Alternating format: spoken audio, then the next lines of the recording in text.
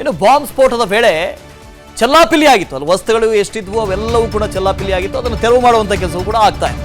ಗಾಜಿನ ಚೂರುಗಳಿತ್ತು, ಹೋಟೆಲ್ ಪೀಠೋಪಕರಣಗಳು ಪಾಪ ಚೆಲ್ಲಾಪಿಲ್ಲಿ ಆಗಿತ್ತು. ಅದೆಲ್ಲವನ್ನ ಮತ್ತೆ ಶುಚಿಗೊಳಿಸ್ತಾ ಇದ್ದಾರೆ. ರಾಮೇಶ್ವರಂ ಕೆಫೆಯನ್ನ ಸ್ವಚ್ಛಗೊಳಿಸ್ತಾ ಇದ್ದಾರೆ 10ಕ್ಕೂ ಹೆಚ್ಚು ಸಿಬ್ಬಂದಿಗಳು.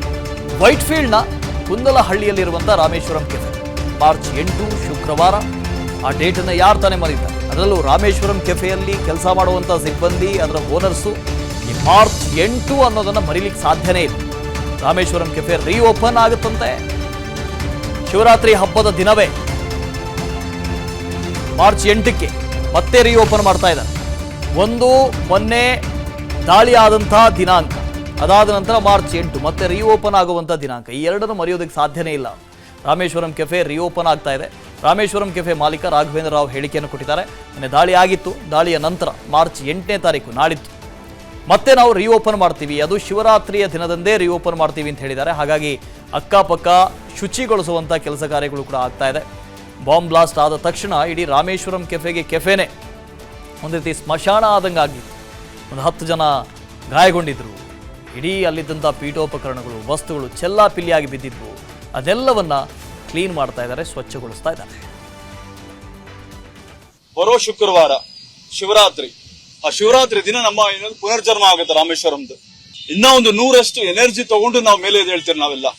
ನಮಗೆ ಸಂತಾನ ಹೇಳಕ್ ಯಾರ್ಯಾರು ಬಂದಿದ್ರು ನಮ್ಮ ಎಲ್ಲಾ ಮಿನಿಸ್ಟರ್ಸ್ಗೂ ನಾನು ಅವ್ರಿಗೆ ಥ್ಯಾಂಕ್ಸ್ ಹೇಳ್ತಾ, ಒಂದನೇ ಹೇಳ್ತಾ ಎಲ್ಲರನ್ನೂ ಇನ್ವೈಟ್ ಮಾಡ್ತಾ ಇದೀನಿ. ನಮ್ಮ ಸಿಎಂ ಇಂದ ಹಿಡ್ಕೊಂಡು, ಗವರ್ನರ್ ಇಂದ ಹಿಡ್ಕೊಂಡು, ಡಿಸಿಎಂ ಇಂದ ಹಿಡ್ಕೊಂಡು ಎಲ್ಲಾ ಗಣ್ಯರು, ಹೆಚ್ಚಾಗಿ ನಮ್ಮ ಪೊಲೀಸ್ ಸಿಬ್ಬಂದಿಗಳು ನೋಡಿ, ನೀವೇ ನೋಡ್ತಾ ಇದ್ದೀರಾ. ನಿನ್ನೆಯಿಂದ ಬೆಳಗ್ಗೆಯಿಂದ ಎಲ್ಲರೂ ನಮ್ಮ ಜೊತೆಲೇ ಇದ್ದಾರೆ. ನಮ್ಮ ಕಮಿಷನರ್ ಸಾಹೇಬರಿಂದ ಹಿಡ್ಕೊಂಡು ಮೇಲಾಗಿ ನೀವೆಲ್ಲರೂ, ನಮ್ಮ ಮಾಧ್ಯಮರು, ಪ್ರತಿಯೊಬ್ಬರು ನೀವು ಶುಕ್ರವಾರ ಬರಬೇಕು. ನೀವು ನನಗೆ ಸಹಾಯ ಮಾಡಬೇಕು ಇದನ್ನ ಇನಾಗ್ರೇಷನ್ ಮಾಡ್ಕೊಳ್ಳಿಕ್ಕೆ. ಇಡೀ ಹೋಟೆಲನ್ನು ಸ್ವಚ್ಛಗೊಳಿಸ್ತಾ ಇದ್ದಾರೆ. ರೀಓಪನ್ ಬೇರೆ ಆಗ್ತಾ ಇದೆ ಅಂತ ಹೇಳ್ತಾ ಇದ್ರು.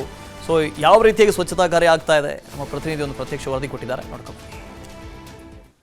ಶುಕ್ರವಾರ ಮಧ್ಯಾಹ್ನ ಸಂಭವಿಸಿದಂತ ರಾಮೇಶ್ವರಂ ಕೆಫೆಯ ಬಾಂಬ್ ಸ್ಫೋಟ ಪ್ರಕರಣದ ತನಿಖೆಯನ್ನ ಪೊಲೀಸರು ಚುರುಕುಗೊಳಿಸಿದ್ದಾರೆ. ತಲೆ ಮುಡಿಸಿಕೊಂಡಿರ್ತಕ್ಕಂಥ ಆರೋಪಿಯ ಪತ್ತೆಗಾಗಿ ಸಿಸಿಬಿ ಪೊಲೀಸರು, ಸ್ಥಳೀಯ ಪೊಲೀಸರು ಸೇರಿದಂತೆ ಸುಮಾರು 200ಕ್ಕೂ ಹೆಚ್ಚು ಪೊಲೀಸ್ ಸಿಬ್ಬಂದಿ ಈ ಆರೋಪಿಯ ಪತ್ತೆಗಾಗಿ ಬಲೆ ಬೀಸಿರ್ತಕ್ಕಂಥದ್ದು, ಸಿಸಿಟಿವಿಗಳ ಪರಿಶೀಲನೆಯಲ್ಲಿ ತೊಡಗಿದ್ದಾರೆ. ಇದರ ಬೆನ್ನಲ್ಲೇ ಸ್ಥಗಿತಗೊಂಡಿದ್ದಂತ ರಾಮೇಶ್ವರಂನ ವ್ಯಾಪಾರ ವಹಿವಾಟನ್ನ ಪುನರಾರಂಭ ಮಾಡೋದಕ್ಕೆ ಸಕಲ ಸಿದ್ಧತೆಗಳನ್ನ ಸಹ ನಡೆಸ್ತಾ ಇರ್ತಕ್ಕಂಥದ್ದು. ಈಗಾಗಲೇ ಕಳೆದ ರಾತ್ರಿ ಏನು ಕೆಫೆ ಒಳಗಡೆ ಶುಚಿ ಕೆಲಸ ಮಾಡಿರ್ತಕ್ಕಂಥ ಸಿಬ್ಬಂದಿ ಇವತ್ತು ಹೊರಗಡೆ ಏನು ಒಂದು ಸ್ವಚ್ಛತಾ ಕಾರ್ಯವನ್ನ ನಡೆಸ್ತಾ ಇದ್ದಾರೆ. ಈಗಾಗಲೇ ಬಿಬಿಎಂಪಿ ಅಧಿಕಾರಿಗಳು, ಯಾಕಂತಂದ್ರೆ ಈ ಪ್ರದೇಶವನ್ನ ಬಾಂಬ್ ಸ್ಫೋಟ ಆದಂತ ಸಂದರ್ಭದಲ್ಲಿ FSL ಇರ್ಬೋದು, ಬಾಂಬ್ ನಿಷ್ಕ್ರಿಯ ದಳ, ಪತ್ತೆ ದಳ ಇರ್ಬೋದು, ಇವೆಲ್ಲ ತಂಡಗಳು ಬಂದಂತ ಹಿನ್ನೆಲೆಯಲ್ಲಿ ಏನು ಪೊಲೀಸರ ಒಂದು ಪಟ್ಟಿಯನ್ನು ಹಾಕಿ ಯಾರು ಕ್ರಾಸ್ ಮಾಡಬಾರ್ದು ಅನ್ನೋ ಒಂದು ಪಟ್ಟಿ ಹಾಕಿ ರೋಡ್ ಅನ್ನು ಕ್ಲೋಸ್ ಮಾಡಿದ್ರು.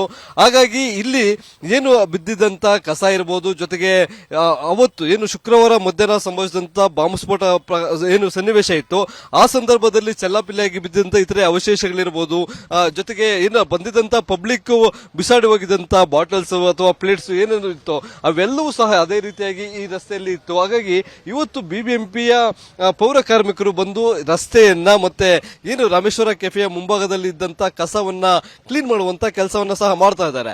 ಇನ್ನುಳಿದಂತೆ ರಾಮೇಶ್ವರಂ ಕೆಫೆಯ ಮಾಲೀಕರು ಹೇಳದಂತ ರೀತಿಯಾಗಿ ಅವರು ಕೊಟ್ಟಂತ ಪ್ರತಿಕ್ರಿಯೆ ರೀತಿಯಾಗಿ ಏನು ಶುಕ್ರವಾರ ಮಧ್ಯಾಹ್ನ ಬಾಂಬ್ ಸ್ಫೋಟ ಸಂಭವಿಸಿತ್ತು, ಅದರ 8 ದಿನ ಅಂದ್ರೆ ಬರುತ್ತಕ್ಕಂತ ಶುಕ್ರವಾರ ಶಿವರಾತ್ರಿ ದಿನ ಈ ಹೋಟೆಲ್ ಏನು ಬಾಂಬ್ ಸ್ಫೋಟದಿಂದಾಗಿ ಕೆಲವೊಂದು ಹಾನಿಯಾಗಿತ್ತು ಅದೆಲ್ಲವನ್ನ ಸಹ ರೆಡಿ ಮಾಡಿ ಶುಕ್ರವಾರ ಪುನರ್ಜನ್ಮ ಕೊಡುವಂತ ಕೆಲಸವನ್ನ ಈ ಒಂದು ಕೆಫೆಗೆ ಮಾಡ್ತಾ ಇದ್ದೇವೆ ಅಂತಕ್ಕಂಥದ್ದು. ಹೀಗಾಗಿ ಒಂದು ಕಡೆ ಪೊಲೀಸ್ ಸಿಬ್ಬಂದಿ ಶಂಕಿತ ಆರೋಪಿ ಏನಿದ್ದಾನೆ, ಬಾಂಬರ್ ಏನಿದ್ದಾನೆ, ಅವನ ಪತ್ತೆಗಾಗಿ ಬೆಂಗಳೂರು ಸೇರಿದಂತೆ ಬೇರೆ ಬೇರೆ ಬಾರ್ಡರ್ನಲ್ಲಿರ್ತಕ್ಕಂಥ ಆಂಧ್ರ ಬಾರ್ಡರ್ನಲ್ಲಿರ್ತಕ್ಕಂಥ ಜಿಲ್ಲೆಗಳಿರ್ಬೋದು ಅಥವಾ ತಮಿಳುನಾಡು ಬಾರ್ಡರ್ನಲ್ಲಿರ್ತಕ್ಕಂಥ ಜಿಲ್ಲೆಗಳಿರ್ಬೋದು, ಜೊತೆಗೆ ಆತ ಎಲ್ಲಿ ಹೋಗಿದ್ದಾನೆ ಅನ್ನೋದ್ರ ಬಗ್ಗೆ ಮೂಲವನ್ನ ಪತ್ತೆ ಹಚ್ಚೋದಕ್ಕೆ ತನಿಖೆಯನ್ನು ಮುಂದುವರಿಸಿದ್ದಾರೆ. ಅದರ ಬೆನ್ನಲ್ಲೇ ಈಗ ಏನು 2-3 ದಿನಗಳಿಂದ ವ್ಯಾಪಾರ ವಹಿವಾಟು ಇಲ್ಲದೆ ಸ್ಥಗಿತಗೊಂಡಿದ್ದಂತ ರಾಮೇಶ್ವರಂನ ಕೆಫೆಗೆ ಪುನರಾರಂಭ ಮಾಡೋದಕ್ಕೆ ಬೇಕಾದಂತ ಕೆಲಸವನ್ನು ಸಹ ಈಗಾಗಲೇ ಮಾಡ್ತಾ ಇದ್ದಾರೆ. ಕ್ಯಾಮರಾ ಪರ್ಸನ್ ಧನುಷ್ ಜೊತೆ SK ಮಂಜುನಾಥ್, ವಿಸ್ತಾರ ನ್ಯೂಸ್, ಬೆಂಗಳೂರು. ಇದಿಷ್ಟು ಬೆಂಗಳೂರಲ್ಲಿ ನಡೆದಂತಹ ಬಾಂಬ್ ದಾಳಿಯ ಬಗ್ಗೆ, ಜೊತೆಗೆ ತನಿಖೆ ಯಾವ ದಿಸೆಯಲ್ಲ ಆಗ್ತಾ ಇದೆ ಅದರ ಬಗ್ಗೆ. ಅನುಕ್ಷಣದ ಸುದ್ದಿಗಳಿಗಾಗಿ ವಿಸ್ತಾರ ನ್ಯೂಸ್ ಯೂಟ್ಯೂಬ್ ಚಾನೆಲ್ ಸಬ್ಸ್ಕ್ರೈಬ್ ಮಾಡಿ. ಹೊಸ ಸುದ್ದಿಗಳ ನೋಟಿಫಿಕೇಶನ್ಗಾಗಿ ಬೆಲ್ ಐಕಾನ್ ಕ್ಲಿಕ್ ಮಾಡಿ.